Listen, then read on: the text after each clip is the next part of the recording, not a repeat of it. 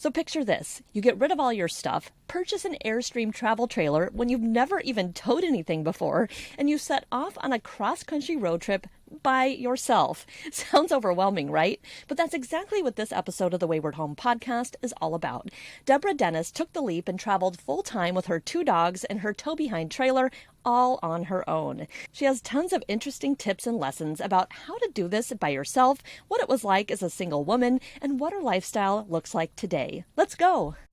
Welcome to the Wayward Home Podcast, all about van life, boat life, and nomadic living. We'll bring you tips, interviews, and stories from the road and on the water. Now, here's your host, Kristen Haynes. Hey there, I'm Kristen Haynes with thewaywardhome.com, and I spend half the year in my camper van and half on my sailboat in Mexico. I hope to inspire you to live nomadically too. So before we jump into this episode, I just wanted to ask you this. Have you tried boondocking before? If you don't know what boondocking is, that's totally fine. It's finding beautiful and free campsites on public lands, like Bureau of Land Management and on Forest Service lands. It's our favorite way to camp in our Sprinter van.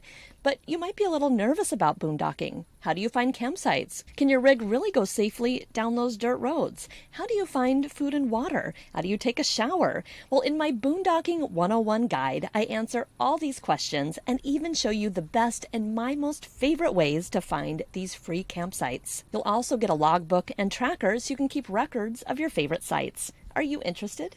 Well, you can head to thewaywardhome.com/boondocking to grab the ultimate boondocking guide with the logbook and tracker. Again, head to thewaywardhome.com/boondocking. So in this episode of the Wayward Home podcast, I talked to Deborah Dennis, who's a travel blogger, photographer, and designer, about her solo trip across the United States in her Airstream travel trailer.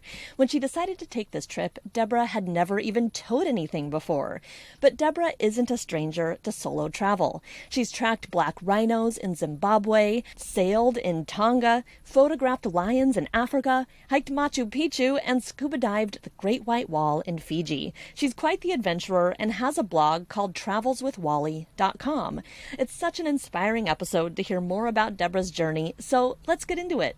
Hey, Deborah, thanks so much for joining the Wayward Home podcast. I'm so happy you're here today. I'm so happy to be here. Thank you. Awesome. So first of all, let's just go into a little bit about your travels. I know that you have an Airstream and you travel in that, and you took a cross-country trip in your Airstream by yourself. So let's just go back to the beginning. What made you decide to get that Airstream and take this trip in the first place? Well, I've traveled all over the world, and I just always wanted to come back home and see more of the country and see family and friends and bring my dogs along. And so I just researched it a bit, and I decided I wanted to have an Airstream travel trailer. And so I went off and bought one and decided to go cross country on my first trip, which was kind of industrious. Yeah, very much so. And what was it like? Because I have a little bit of a fear, even driving the Sprinter van I'm in. It's a big van. I got used to it. But what was it like for you in the beginning, learning how to tow something? That's a whole other animal, to learn how to deal with. Absolutely. I have to say I was terrified. And there's a funny story about it because a friend of mine found this Airstream used, but it was in Texas and I'm in Northern California. And there just wasn't a lot used. I would have had to wait 6 months to buy a new one. And so I just called the guy up and I said, would I just drive there and pick it up? And so, that's basically what I did. We arranged the whole thing. The unfortunate part was it was February 2021 and I drove down there and the Texas ice storm hit. And I was in West Texas. And if you've ever been in West Texas, it's a crazy, huge expanse of land. And I just got stuck in a hotel for 5 days on my way to pick up my Airstream. So, well, that's a bummer. It was a bummer. It was a bummer. But I got there and he gave me a 2-hour tour and he gave me a 20-minute, this is how you tow a trailer. And off I went. And yes, I was terrified. I actually was. Hey, and how did you eventually get used to that? Did you have to watch videos, or did you just jump into it and start driving it and practice makes perfect? I watched a few videos on how to back it up. So that helped a lot. But it was trial and error. I mean, it was just, they tell you just do everything slow, do it incrementally until you can really get the feel of it. But you feel very unwieldy on the road. My Airstream is tiny. It's only 22 feet long, and big tractor trailers and other big RVs go by you, and I'm not very big on the road. Very true. And so Yeah. eventually, you learn to drive it. And as a, solo traveler, single woman, like what was it like for you to embark on this journey? What was that like at first? I know. It was kind of it was interesting. I'm very intrepid. I've been lots of places on my own doing solo travel. So that wasn't the hardest part. The hardest part was just navigating a new world of RV parks and understanding, how to do trip planning and making reservations. That's hard, and driving and taking care of my dogs. All that stuff was more difficult than I thought it was going to be, actually. It just took a lot. Plus, I work on the road. I'm a digital nomad. I work and have to go to places where I have Wi-Fi to upload, Zoom calls, and so that was, yeah, that was hard.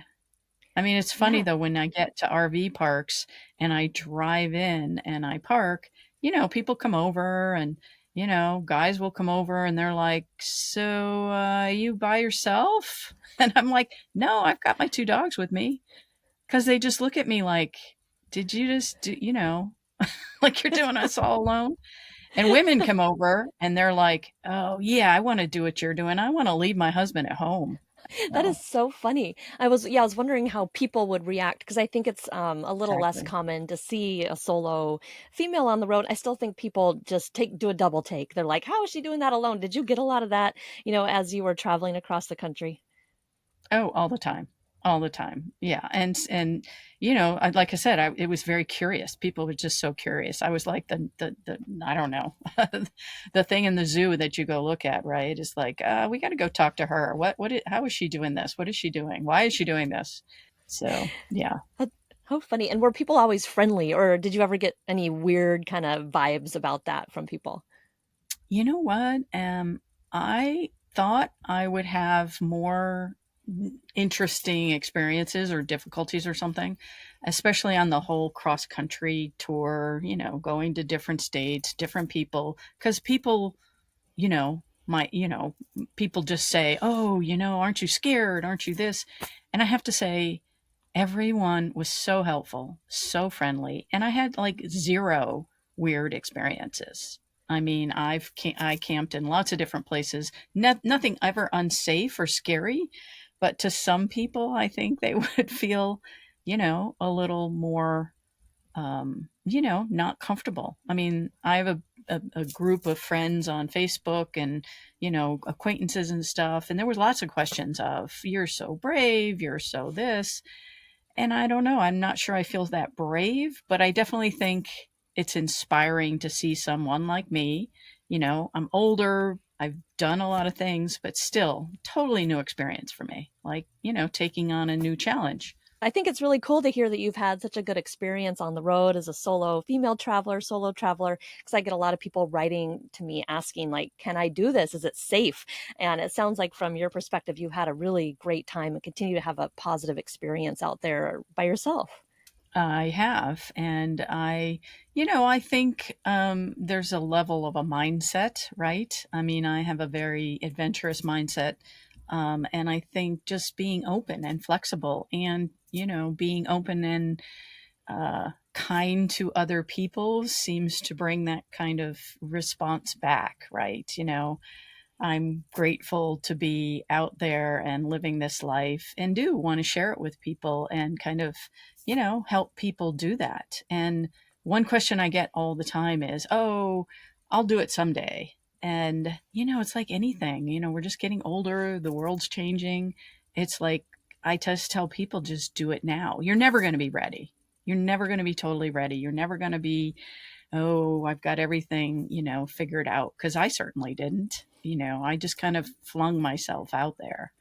So, Yeah, that's so cool and encouraging to hear. And yeah, and that makes me think about, the next thing for us to talk about is parking your Airstream and figuring out the trip planning because I know when I travel around, it's me and my partner Tom, and he's driving, and I'm doing all the Googling and the research and the bookings, and he's so we have this kind of we share. But you were saying you're doing this all by yourself as a digital nomad while driving. Tell me a Yeah. little about your planning, especially with a trailer, and how you do this by yourself. Yeah, absolutely. Well, I was very nervous about not having a place to stay because with a trailer you can't just pull off the road like with a van, right? You kind of have to be somewhere. And so I always, before I got on the road in the mornings, and I would plan 3 or 4 days in advance if I could, just where I was going to camp, right? And usually I would stay 2 or 3 or 4 days because I had a trailer, so I could make camp, which is why I wanted a trailer. I looked at vans. I want to make camp, and then I can detach my trailer, take my dogs, we get in the truck, and we go hike, explore, kayak, whatever we wanted to do, right? And so that was my thinking. So I would get to places and I would, figure out these cool places. And again, I found really cool places because I did a lot of research. I didn't want to just stay at RV parks with, side by side and you're, cramped in and all that kind of stuff. So I paid a lot of attention to all kinds of different sites and apps and learned a lot about finding either remote sites, or if you want to go to the national park in Yosemite, I asked some friends and they said stay at Henry's Lake, which is outside. And it's just a so much better experience, because you're not dealing with crowds. You're not. So that was my way of wanting to travel, right? To be more in nature, but still see a lot of different things. Yeah, and what types of facilities did you typically stay at? I'm sure it was a combination, but what were some of your favorites? Yeah, it was definitely a combination. I would say county parks, state parks are fabulous in a lot of different states. Oregon, California, Iowa, they're just amazing, probably underutilized research. Idaho, we stayed going to the Grand Tetons. I mean, just amazing.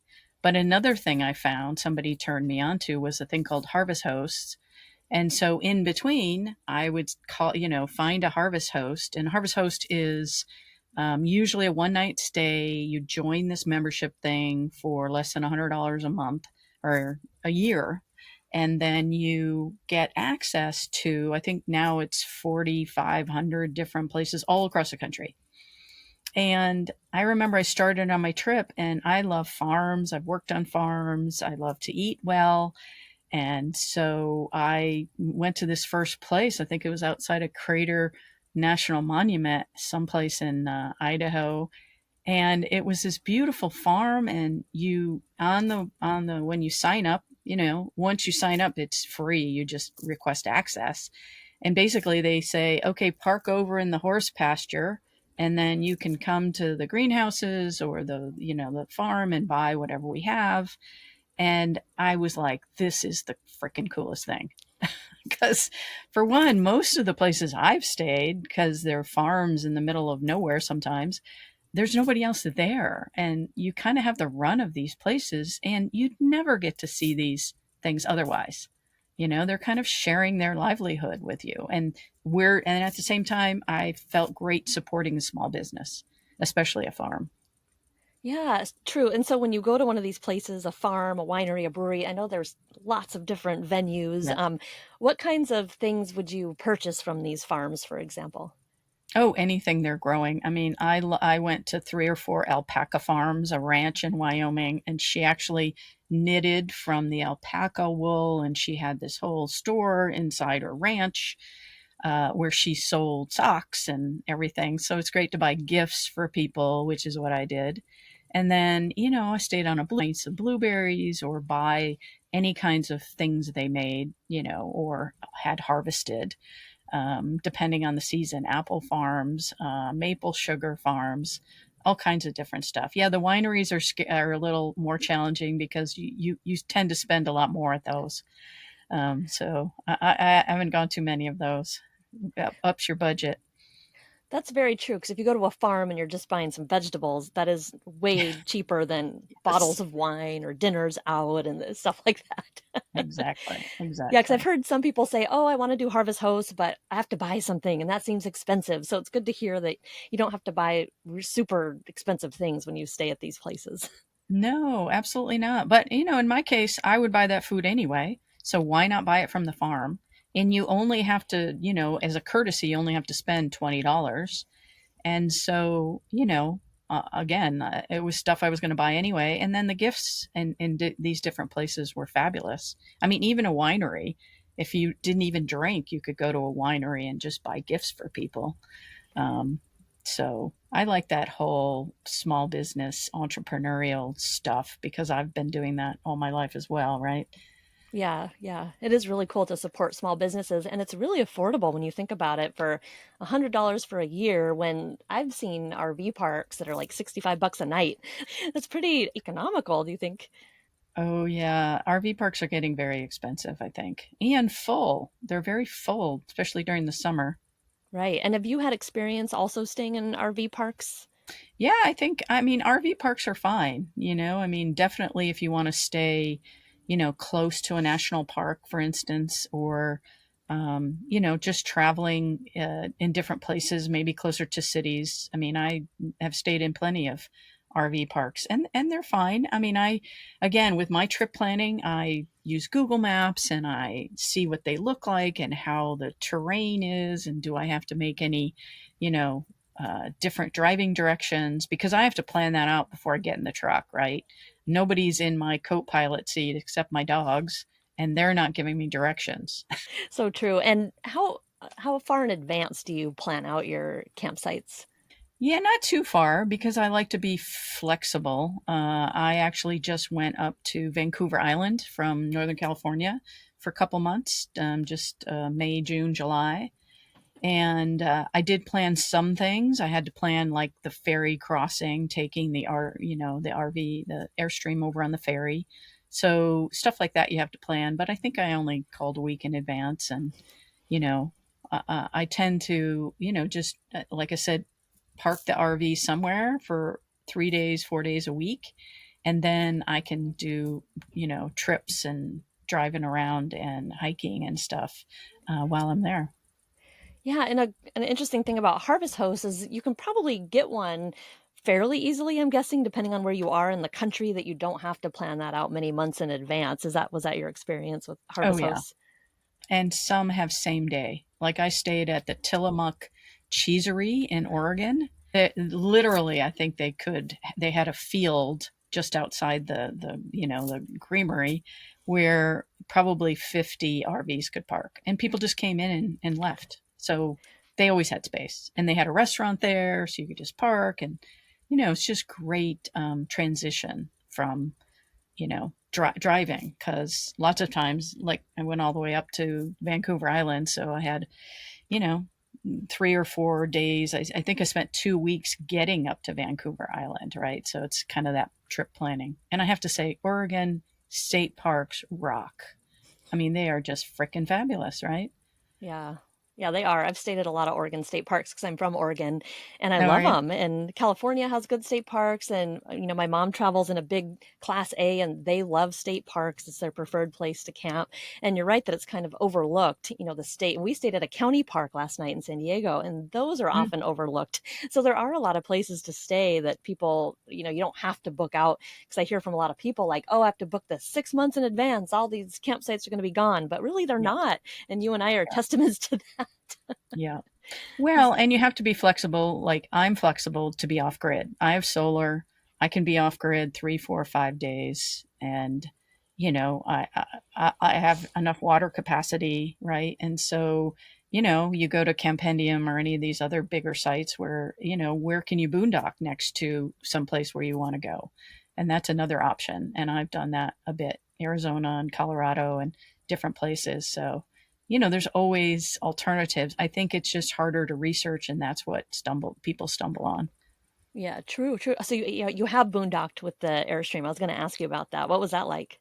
Yeah, a little bit, and I'd like to boondock more. I'm actually going up to the Eastern Sierras in a couple weeks with a friend, and we're going up to Mono Lake area and stuff, and I think it'll be really fun experience. Sometimes it's nice, like I tend to now want to camp with other people who have vans or who have an RV, and that's more of a building a community. And when I went across country, I stopped at a lot of different friends places and experienced parts of their life, like in the upper peninsula of Michigan and places like that where I'd never been before.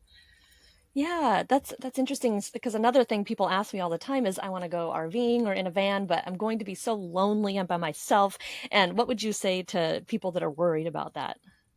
Sometimes I am, I have to say, but there's always people around. And people are just so friendly. Everybody's out playing, partying, having a good time. Having the dogs is always a good conversation starter with people. Lots of people travel with dogs, and so I am really an introvert, but when I'm on the road, I just feel the need sometimes to want to have experiences or find out what they've experienced that I wouldn't find out otherwise, or I wouldn't see otherwise. So I think there's a lot of that sharing and conversation that goes on about where did you go, Yeah, for sure. So when you're at a campground and you're walking your dogs, it's fairly easy to meet other campers.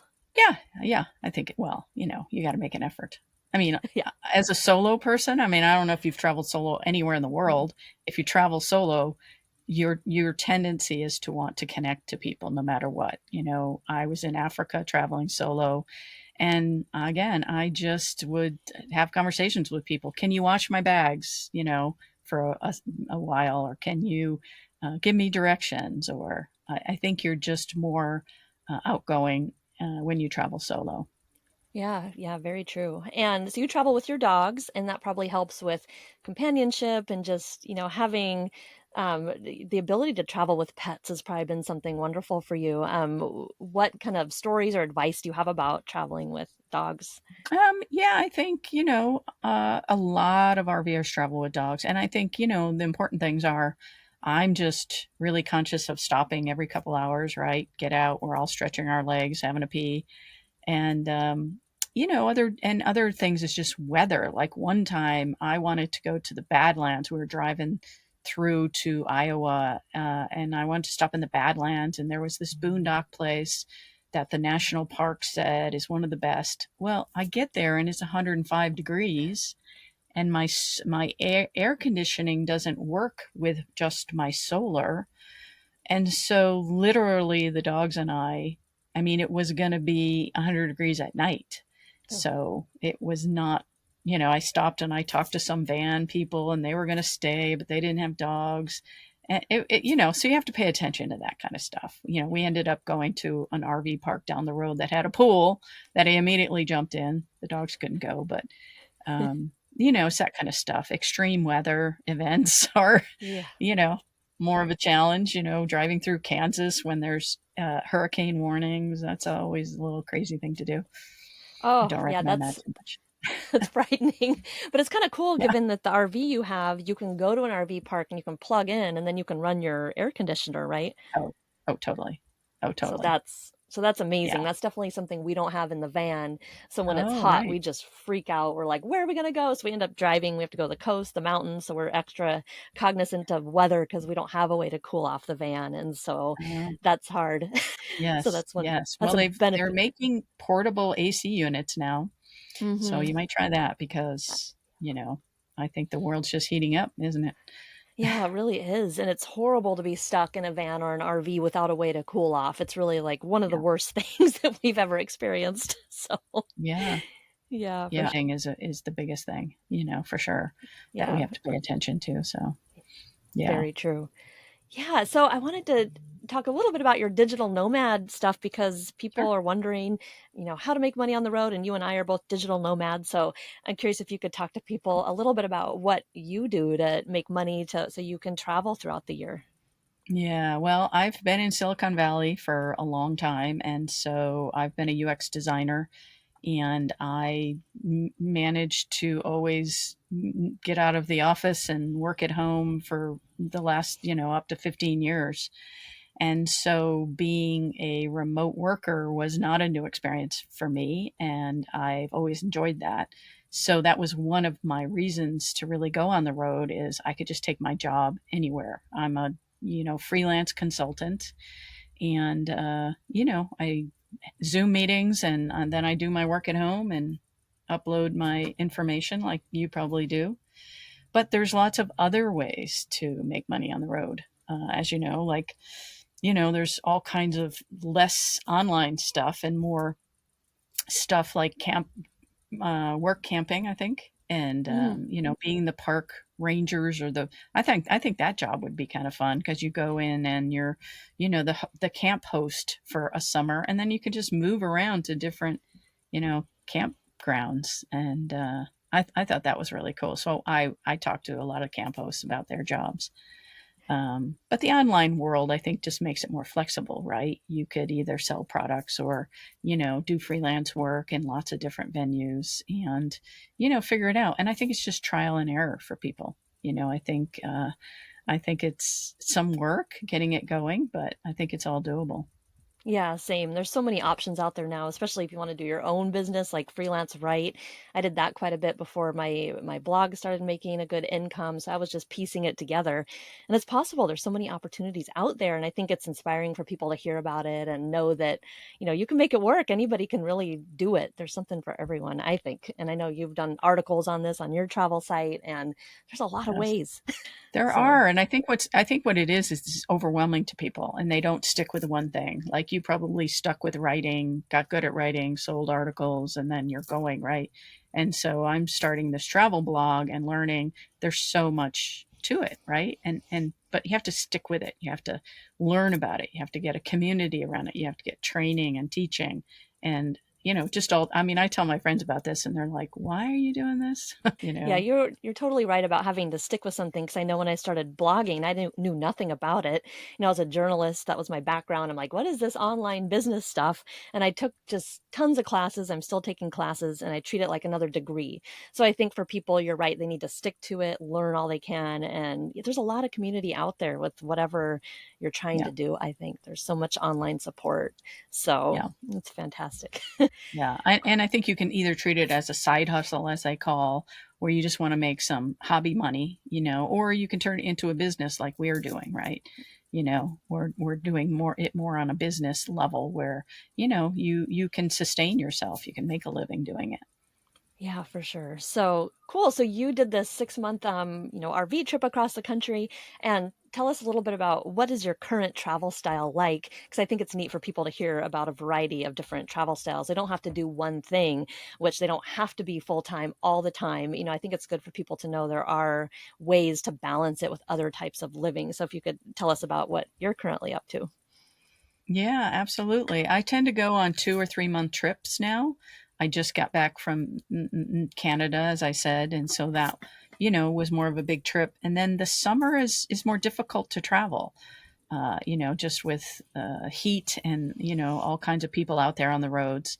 And so now it's after Labor Day, and I'm ready to get back on the road again. So when I come back to the Bay Area, I have a tiny house. I have a 425 square foot cottage and that's where I reside. So I like my small living. I downsized several years ago, got rid of all my crap, and find you don't need much. The first time I got in my Airstream and went across country, I had so much stuff, and now it's just kind of empty. Like even clothes, like you just don't need a lot of stuff. That's So true. yeah, I like the intermittent. I'm not sure I would want to go on the road full time, but I could. I might eventually sell this place and, go on the road for a while and see where else I want to live. Yeah, yeah, so true. And I think one day I would love to have a tiny home on a property as well, because we split our time Yes. between the van and the boat. And even that's a nice change because the boat is way bigger. It feels more like a home. The van is small and nimble, but I like having that diversity in the lifestyle and not just being in the van or just being in the boat, where you have, your small home and your RV. So you get to do a combination as well. Yeah, well, I stop by tiny communities any place I can. I stop by one in Oregon, and they're fabulous. As a matter of fact, many friends are talking about, okay, how are we going to have this tiny community when we retire, and then how is this going to work? And I think that's going to be a huge, huge thing, right? People want a small footprint. Maybe they want to live in Canada in the summer and then live in Arizona in the winter, like there's all these different ideas and options out there now, which is kind of fun, and it's more doable. You see people doing it. You see these little communities coming up too. Yeah, and I really hope that does become more of a thing because, as all of us, get older and retire, like maybe we don't want to go live in like a home per se. Maybe we want to live in these tiny communities that have activities and, support. And I think that's just a really neat idea for people of all ages, to have that. And so I hope that we do see that more. I think it's a cool model, so I'm Yeah. hopeful that that happens. Yeah. And I don't think it has to be just when you retire, because I would want diversity. I would want all kinds of ages, because if we're going to grow our own food, say, you kind of want the young people in there to help do that. Yeah, so true. No, seriously, like, be as self-sustaining as possible, because I think again, I think there's lots of changes in the world that are making that kind of something we all need to think about. Very true. And yeah, the multi-dimension or the multi-generational stuff is important to have people of all ages interacting and helping each other out, I think is an ideal situation. So yeah, let's hope we end up in a community like that one day. I think that'd be lovely. Yeah, yeah. Well, Yeah. maybe they'll become something like a harvest host. I've been thinking about this, where there is a whole communities of tiny homes, and you can just, be a member, come and join them, pull up your van for a month or something and be part of this community, because people are really craving that. I crave that. I've told all my friends I want to bring them along all the time, but they need some place to stay and be, and how does that all work? So I think we're all Yeah. just kind of brainstorming and trying to figure that out. Yeah, very true. We could be seeing some fun changes coming up on the horizon, which I'm hopeful. So, yeah, we'll just see what I think happens. so. Cool. So, tell me a little bit about your site. I know you have tons of helpful articles on there. So, yeah, tell us about your site, how people can find you, and what types of articles you have up there. Yeah, I didn't start it too long ago, so it's still a work in progress, but it's called travelswithwally.com, and Wally's my little, uh, rescue dog. I have Lottie Da too, who's another little rescue dog, and they're just, kind of my inspiration for, starting this site. And, I just have articles on all of my trip experiences. I'm a photographer, so I share lots of photography and images on Facebook and Instagram. And, just all these beautiful places that are in the world that, other people want to see. I get inspired by other people, so I go, visit them. And, I think there's a lot of cool stuff in this country. I haven't been in a plane for a while, and it kind of feels good to be more terrestrial and, just discover things. I mean, my backpacking days, I think, are over, but, it's nice to bring your little, world, even small as it is, and, go out in the wilderness and be closer to nature. That was always my impetus for doing this. But yeah, but my friends encouraged me to start this blog and, tell all my stories and, inspire other people to kind of be out there. Totally. And I think it is really cool to travel around with your own little tiny home. I know I love having the van, and it's just, I have everything I need right here. And I think that's really cool. I don't have to get used to a hotel room or an Airbnb. I always sleep poorly when I'm inside a new place. And so having my boat or my van is really cool. And of course, when we don't fly as much, we cut back on, the environmental impact of flying. I am flying somewhere later this month. I hardly ever do, but it's true that Yeah. I read that that's one of the main ways that we can help the planet is to reduce the amount we fly. And so that's a good thing to think about as well, I think, for people.